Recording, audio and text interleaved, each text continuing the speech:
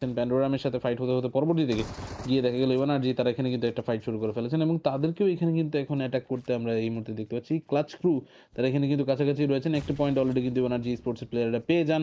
অন্যদিকে flash right now he is looking for the enemies এবং তারা এই মুহূর্তে শত্রুদেরকে খুঁজে বের করার চেষ্টা করতেছে যে যত তাড়াতাড়ি এখানে আসলে পারে। সো আমরা সেই ব্যাপারগুলো কিন্তু এখান থেকে গিয়ে দেখব। ইন দ্য মিন টাইম আপনার এই মুহূর্তে এনার্জি স্পোর্টস এর ওভারঅল পয়েন্টস এন্ড এভরিথিং সবকিছু কিন্তু দেখতেছিলেন। বাট দেন এগেইন আমরা এখান থেকে নেক্সট পসিবল পয়েন্টগুলো এখান থেকে কারা বের করতে পারেন দেখতে চাইবো। আমরা সামনে এখান থেকে কিন্তু এখন দেখে নিচ্ছি ওভারঅল পয়েন্টস এন্ড এভরিথিং সকল ডিটেইলস আমাদের সামনে কিন্তু এই মুহূর্তে এসে পড়তেছে। সামনে এই মুহূর্তে কিন্তু ক্লাচ ক্রু এর প্লেয়াররা আছেন এখনো পর্যন্ত নাইট সেই কোসিসেন প্লেয়ারদেরকে বাট সামহাউ এটাকে এই মুহূর্তে কিন্তু করতে এসে যেটা দেখা গেল যে না এখানে ক্লাচ ক্রু নিজেরাই কিন্তু বিপদে। So far they lost one of their players and এখান থেকে একটা প্লেয়ারকে তারা এখানে হারালেও পরবর্তীতে আর কোনো প্লেয়ার যাতে এলিমিনেট না হয় এটা কিন্তু এখানে অবশ্যই চেষ্টা তাদেরকে করতেই হবে। So we will just hold on and see last পর্যন্ত এখানে গিয়ে কতটুকু কি পয়েন্ট আনা যায়। এই যে এখানে ক্লাচ করে একটা প্লেয়ার ডাউন, ওদিকে এবার কিন্তু এনার্জিকে আক্রমণ করা হলো, কাউন্টার অ্যাটাক করা হলো, বাট সেই কাউন্টার অ্যাটাক করতেই লাস্টে গিয়ে দেখা যাচ্ছে জেরক্স তিনি এই মুহূর্তে কিন্তু সোলো প্লেয়ার হয়ে গিয়েছিলেন।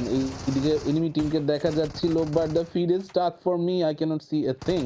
এদিকে জেরক্স তিনি তো একটা নক এখানে বের করেছেন বাট সেই প্লেয়ারটাকে কি ফিনিশ করতে পারবেন এখন আসলে সেটাই হচ্ছে দেখার বিষয়। সো মেবি আমরা এখান থেকে ভাবতেছিলাম যে না ফিনিশিং এখান থেকে আসবে না, বাট আমি এখান থেকে আসলে I can't see a thing. এখানে আবারও একটা অ্যাটাকের চেষ্টা, শটগান দিয়ে আক্রমণ করা হচ্ছে। ওকে নাইস নক, আরো একবার এখানে কিন্তু এখন সিনিস্টারকে নক আউট করে ফেলা হয়েছে বাট ইয়েট অ্যাগেন সিনিস্টারকে এখানে কি ফিনিশ করা যাবে শেষ পর্যন্ত? The field is stuck, so I can't see এখানে লাস্ট পর্যন্ত গিয়ে পয়েন্ট এখানে মেবি একটা এটলিস্ট আসা উচিত তাদের।